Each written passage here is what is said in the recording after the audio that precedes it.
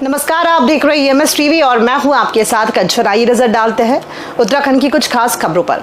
30 अप्रैल से उत्तराखंड में चारधाम यात्रा शुरू होने जा रही है, जिसको सुरक्षित और सुव्यवस्थित बनाने के लिए सरकार तैयारियों में जुटी हुई है।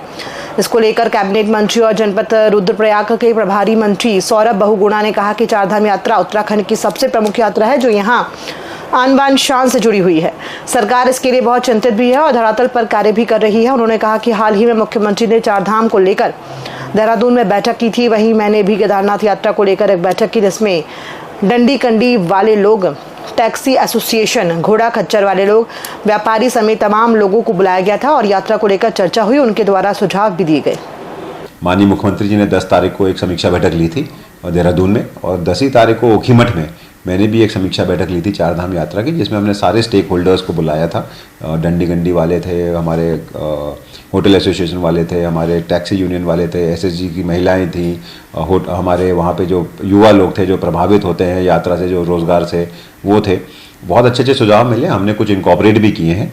मुझे पूर्ण विश्वास है कि सरकार की प्राथमिकता है चारधाम यात्रा। उत्तराखंड की कहीं ना कहीं शान से जुड़ा हुआ चारधाम यात्रा जुड़ती है।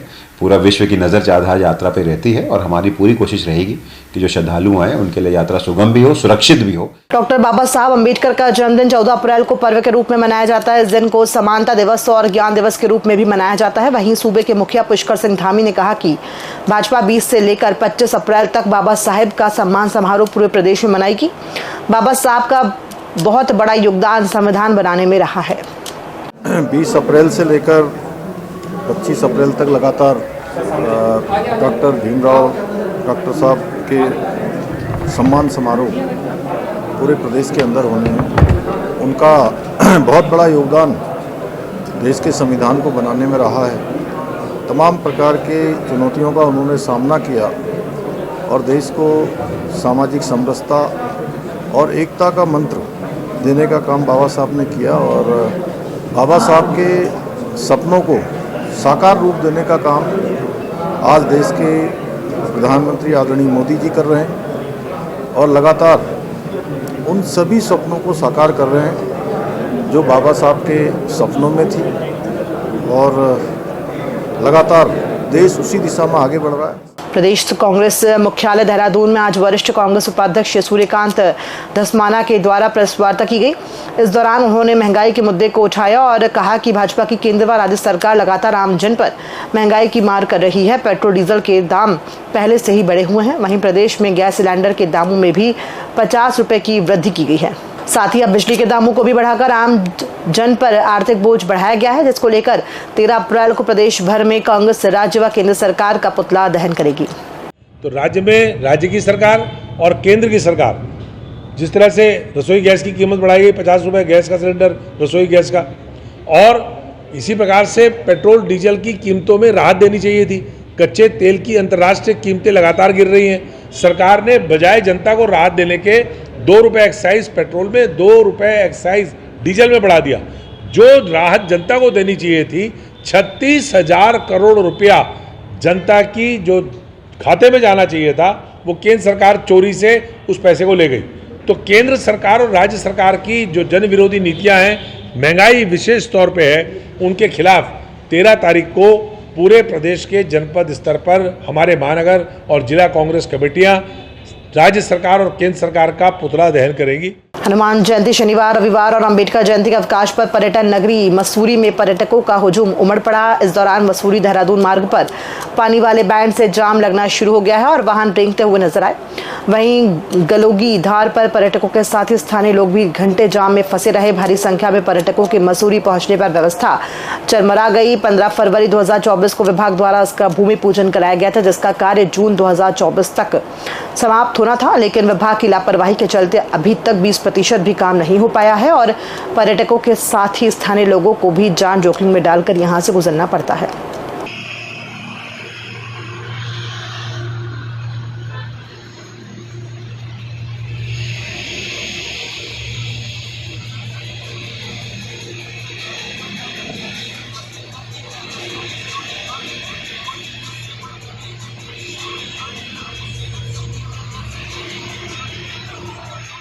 उत्तराखंड वक्फ बोर्ड के अध्यक्ष आज मंगलौर पहुंचे, जहां उन्होंने कहा कि वक्फ बोर्ड बिल से मुसलमानों को डरने की जरूरत नहीं है, क्योंकि ये बिल मुसलमानों के हित में है और भारत के प्रधानमंत्री नरेंद्र मोदी द्वारा पास किए गए इस बिल का जल्द ही प्रत्येक वर्ग के मुसलमानों को इसका लाभ मिलने वाला है।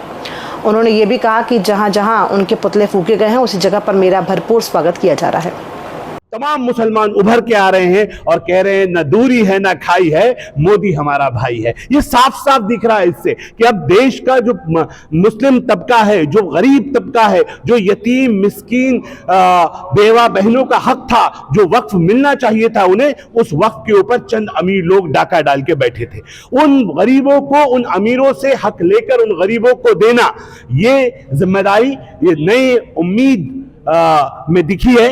ये जो वक्फ अमेंडमेंट एक्ट आया है, जिसको हमने उम्मीद का नाम दिया है, मैं बड़ी जिम्मेदारी से इस बात को कह सकता हूं, जिनके पास, जिन्होंने वक्फ को लूटा है, जिन्होंने सदके ज़कात खैरात के माल को खाया है, अब उनसे वापस लिया जाएगा। उत्तराखंड में एक बार फिर बारिश ने जमकर कहर बरपाया है। गुरुवार को प्रदेश भर में जमकर बारिश हुई, जिससे एक तरफ गर्मी से राहत मिली तो वहीं दूसरी तरफ फसलों को भारी नुकसान हुआ है। पहाड़ों में ओलावृष्टि से जगह जगह नुकसान की खबरें सामने आ रही हैं। वहीं निदेशक मौसम विज्ञान केंद्र देहरादून ने उत्तराखंड को लेकर 9 से 12 अप्रैल तक मौसम को लेकर पहले ही पूर्वानुमान जता दिया था। 12 अप्रैल के बाद अब कुछ दिन मौसम साफ रहेगा। 13 अप्रैल से मौसम साफ होना शुरू हो जाएगा। और लाइटनिंग भी जो इवेंट है वो भी हो रही है, तो ठीक है, जब एक्टिविटी हो रही है तो थोड़ा सेफ जगह पे लोगों को थोड़ी देर इंतज़ार करना चाहिए और उसके बाद जब एक्टिविटी ख़त्म हो जाती है तो आगे अपनी एक्टिविटी वो कर सकते हैं, आगे बढ़ सकते हैं। तो ये मैं कहना चाहूँगा जी। तो इसीलिए ऑरेंज अलर्ट हमने जो है आज भी रखा हुआ है, कल भी रखा हुआ, क्योंकि हेल है वो भी डैमेजिंग होता है, स्ट्रॉन्ग विंड वगैरह मिल जाए तो वो भी है, और साथ ही जैसे मैंने बोला इंटेंस शावर भी जो है कहीं कहीं पर मिल जा रहे हैं, वो भी छोटा मोटा, कहीं गदरे में एकदम पानी बढ़ जाना या छोटा मोटा लैंडस्लाइड, पत्थर गिरना, तो इस तरह की चीज़ें बिल्कुल है वो देखने को मिलेगी। उत्तराखंड की खबरों में फिलहाल इतना ही। दीजिए इजाजत, नमस्कार।